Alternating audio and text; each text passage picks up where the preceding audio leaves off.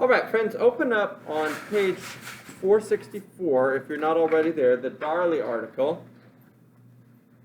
And this is a very frightening article for me. The reason why it's frightening is because it suggests that anybody is capable of corruption.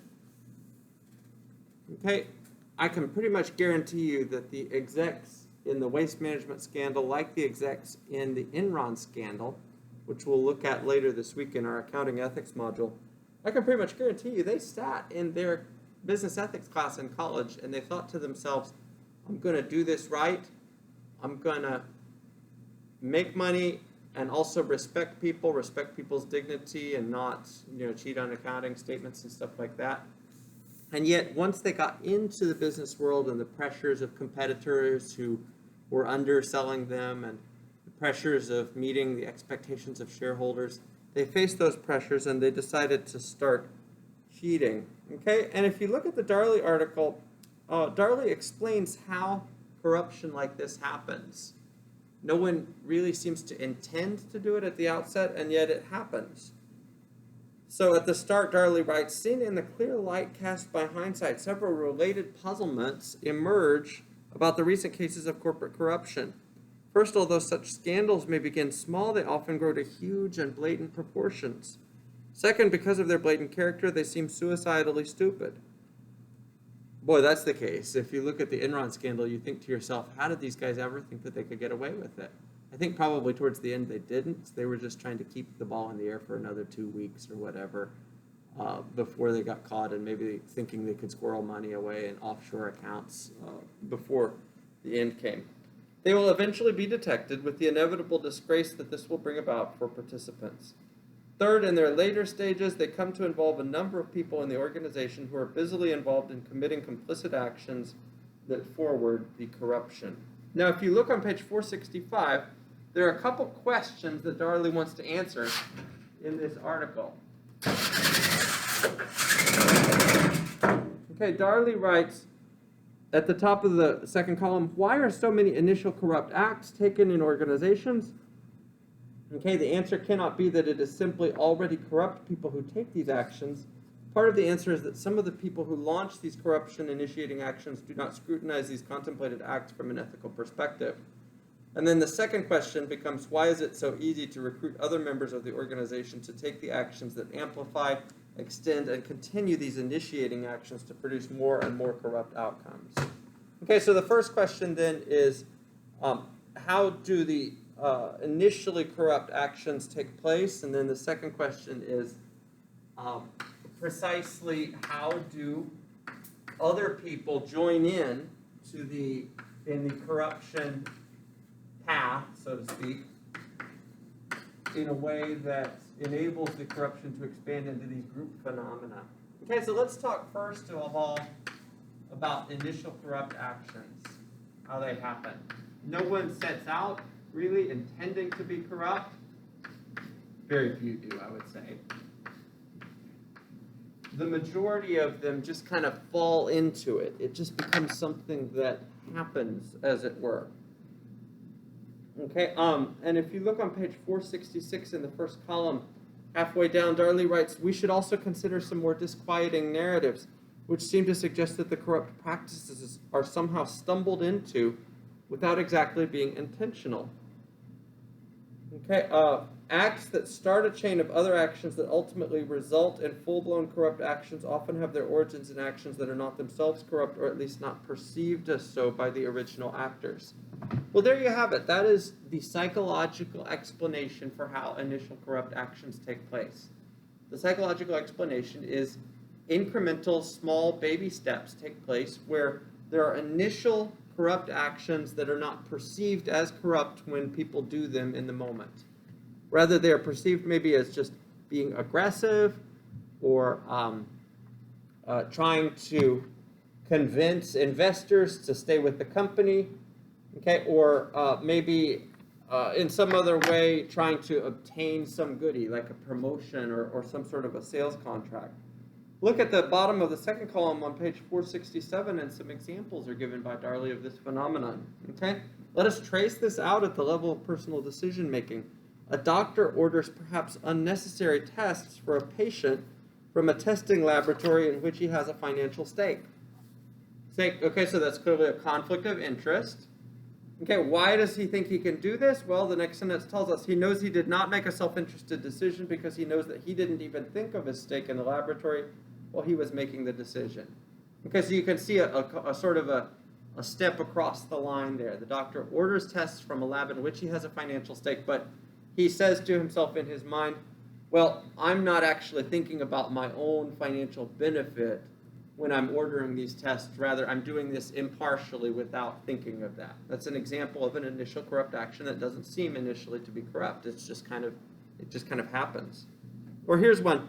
A human relations person hires a member of her ethnic group for a job in which there were many candidates and is sure that the decision is a fair one because she examined the credentials of all of the candidates with an open mind. Or this one, an auditor examines the accounts of a corporation his firm is engaged to audit and is sure his judgments of the acceptability of various decisions that the corporation has taken are appropriate according to a fair reading of the auditing standards. So what happens then is psychologically people tell themselves justification stories, stories that convince themselves, and maybe they really do intend it, convince them that they are not actually doing anything that's corrupt. Instead, what they're doing, they say, is simply making a decision that makes the best business sense or is best for the clients or the patient in the case of the doctor or something like that. Or maybe there's a little more aggressive kind of behavior that's taking place, like this example of the Kurzweil Applied Intelligence Company. Okay, the CEO here at the bottom of the column on 468 allowed salespersons to post sales that in fact came in a few days after the quarter closed. This seems like a rather harmless practice, but it creates a slippery slope problem. Okay, if it is possible or acceptable to count orders a little after the quarter closed, then why is it not ethical to count orders that came in a day or so after the late orders that were allowable? And so it goes. Okay, so what happens then is an incremental choices made over time in a way that makes the initially corrupt behavior seem more acceptable. What this is called in the psychological literature is the normalization of deviance.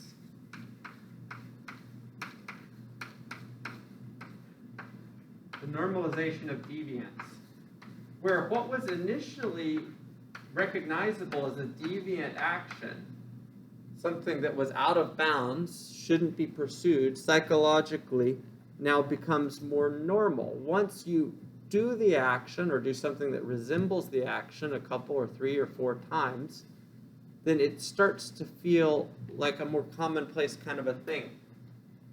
If you imagine, I've drawn this illustration before, but if you imagine an initial location that's not corrupt, and then a second and a third location that are corrupt, once the agent moves down this road, when he moves to position 2 and takes some sort of a corrupt action, minimally corrupt, and stays there for a while, continues to count sales that come in slightly after the quarter closes, or continues to send patients to testing facilities where he has a financial stake or something like that, this starts to feel more normal. It becomes easier to move to position 3 or position 4 because now he uses as his psychological reference point the second position, or once he moves to position 3, he'll use this as his psychological reference point, and he'll think to himself, well, that's not much different than that. And he's no longer thinking about this initial non-corrupt location psychologically where he was. Instead, he's now referencing his increasingly corrupt behaviors by looking back at previous steps that are closer to the corruption, that are actually themselves maybe already corrupt, but not referencing his initial psychological standpoint where he was willing to, or in fact where he was opposed to all such corrupt behavior. The deviance has become normalized over time. I remember reading a few months ago this interview with one of the top execs of a retail company called Crazy Eddie's. Crazy Eddie's was a fraudulent company in the 80s and 90s in the Northeast in the United States. And the executive said, you know, as I look back on what we did, and the whole thing was incredibly fraudulent. It was very, very fraudulent enterprise. He said, I can't remember a single conversation with anyone else on our executive team about whether what we were doing was corrupt. I can't remember it. Instead, what we did was we just made decisions in the moment, given our particular goals that quarter or what we thought our competitors were doing. And the fog of business, like the fog of war, gradually enveloped us, and we just kind of began to think that what we were doing was normal, and we never actually stopped and talked about whether it was corrupt. And I remember thinking as I was reading that interview, that's extraordinary. This is a massive fraud. This guy went to prison. And he never actually had a conversation with anybody else, you know, assuming he's telling us the truth, never actually had a conversation with anybody else in his executive team about whether the actions that they were engaging in were corrupt. I just thought that was a fascinating kind of a phenomenon. Now, Darley has an explanation also for how others join in. So there are the initial corrupt actions, and then there is group corruption. And this is a theme that I've already emphasized in class, so I won't spend too much time on it here. But all of us can remember back in junior high when the cool kids were doing edgy stuff. Okay, I don't know what the cool kids were doing in your junior high, but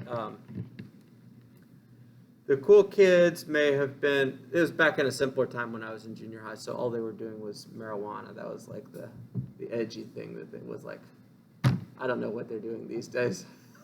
You guys are closer to high school, so you know what's going on these days in high school. But anyway, and you can remember wanting to be part of the in crowd, right? And wanting to join them, and to join them, you gotta like do what they're doing. Okay, so there's a certain peer pressure phenomenon that we human beings are incredibly susceptible to. Ethics is very contagious, and the psychology of moral or immoral behavior is incredibly contagious too. Well, Darley describes what's going on here at the bottom of 468 in the second column when he calls it entrainment. Group corruption he refers to by this name, entrainment.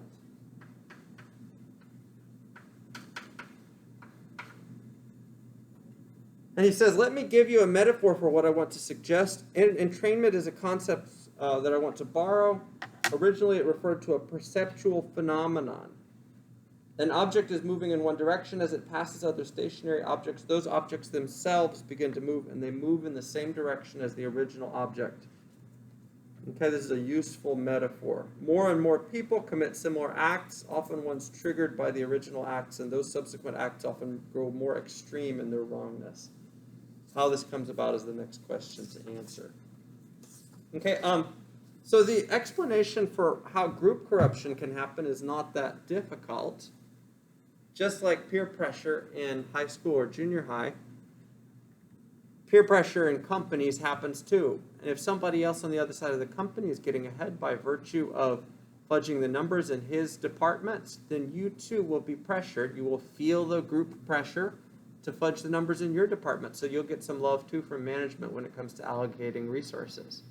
Okay, or if you see, if you happen to get away with some fudged earnings report, and the investors reward you for it by bidding the stock price up, that's kind of an incentive for you to do it again, and others in the company can perceive that as well and become susceptible to it also, influenced by the same kind of an incentive. So it's not hard to imagine how this happens psychologically.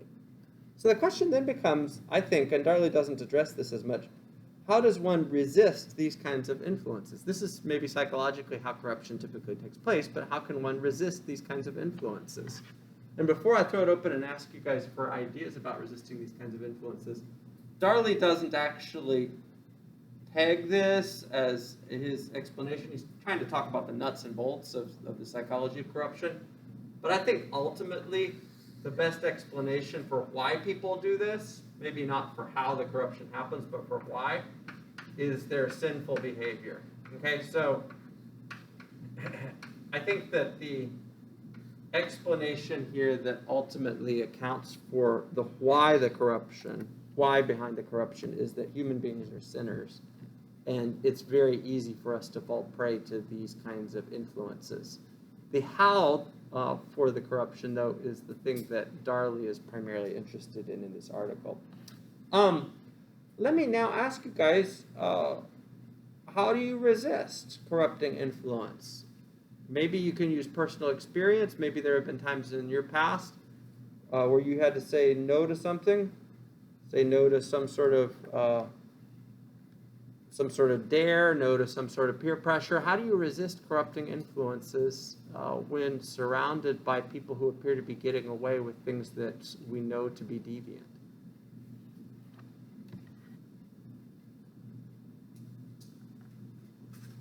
Yeah, man.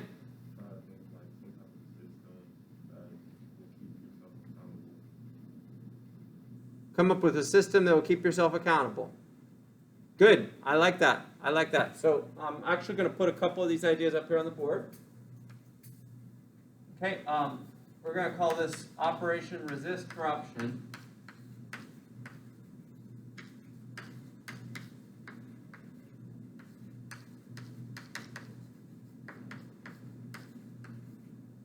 Okay, and Raynard suggests an accountability system. Okay, just like corruption can be a contagious thing, socially a contagious thing, so also ethical uprightness or moral accountability is a contagious thing. We do better when we're surrounded by those who can reinforce right behavior. And maybe that means surrounding yourself by people who can keep you accountable, who can speak into your life, who you have to be transparently honest with, and who can say, are you being honest in your business dealings? Okay, so an accountability structure. I like that. Good. What else? Pray to God.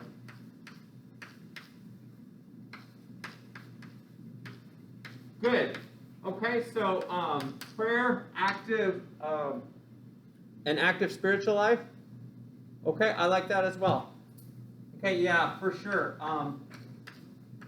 Just speaking personally as a Christian, I think it would be pretty hard, maybe even impossible, for me to embezzle a lot of money if I was seriously, sincerely pursuing God in an active spiritual life. Honestly, psychologically, it would be too difficult for me to go down the road of embezzlement, and I would feel too much personal tension to be able to handle it. It's only once your spiritual life is dead that you're really kind of able to do that. Okay, what else? Other ideas for resisting corruption? How about this one? Plan ahead of time.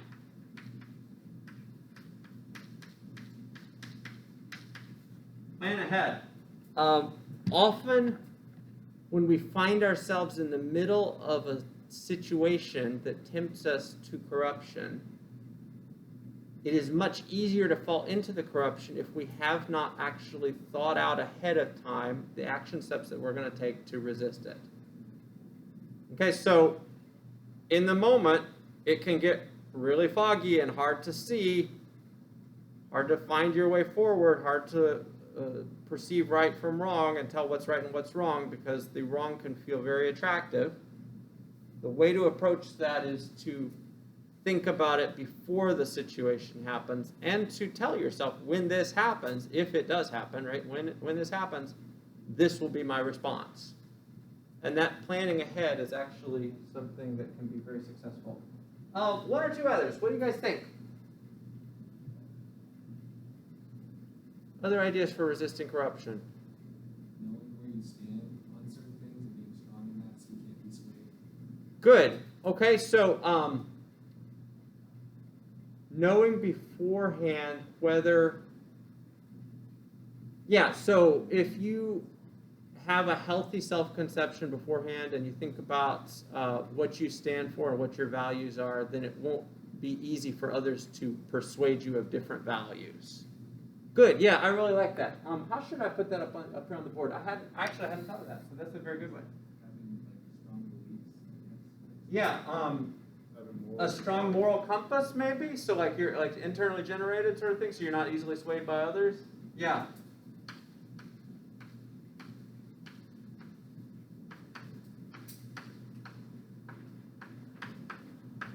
Right, what's the old adage? The mom says to the kid, if everyone else jumped off the cliff, would you too? Would you jump off too? If you've got the strong moral compass, then you can resist group pressure. Okay, one or two others. I was thinking of one other at least.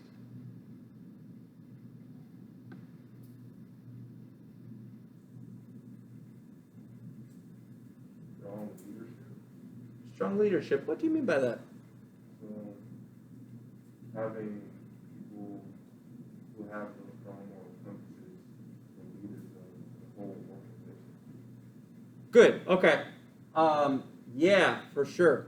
Having people with good morals in leadership profoundly helps the rest of us a whole lot. Because if leadership is corrupting, then it's really hard to resist because they can pull all sorts of strings by virtue of the power that they have to bring others along as well down a corrupting path. Yeah, that's very good. I'm actually not going to put that up here, though, because that's outside of ourselves. I'm trying to think about what we can do personally to be prepared. That may or may not be present. If it is present, that's great if we've got good moral leadership in place in the company that we're working in. If it's not present, that's too bad. But it's not internal to us. It's not something that we can do to prepare ourselves or to fortify ourselves. How about this one?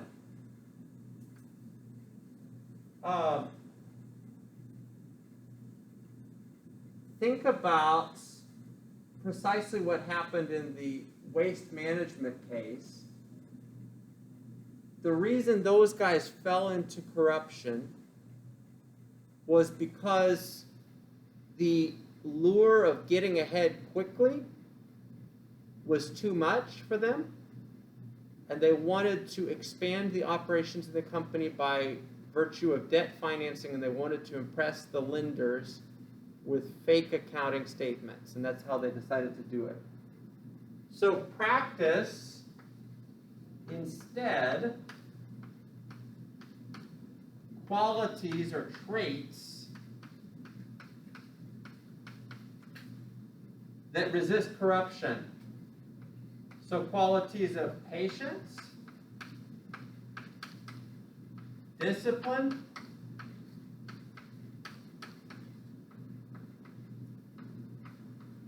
integrity. If you practice frequently, just like getting good at any other skill, getting good at morals is a skill. If you practice frequently traits of patience or discipline, then you can resist in the moment the lure of the quick, easy path to riches. Okay, and there are lots of lures like that out in the business world. If you practice today being honest in your interactions with others, the virtue of integrity, for instance, it'll be easier for you when the opportunities to cheat, like the waste management CEO and CFO and other executive team members faced, it will be easier for you when those opportunities arise to resist the opportunities. So practice now the qualities that will enable you to resist the corruption when the moment comes. Okay, I think that's mostly what I wanted to bring out of the Darley article. Darley himself does not get into all of that. That's us talking about how we can resist corruption. But Darley does describe extensively the psychology of how corruption takes place. Are there any questions before we turn to the Watkins interview?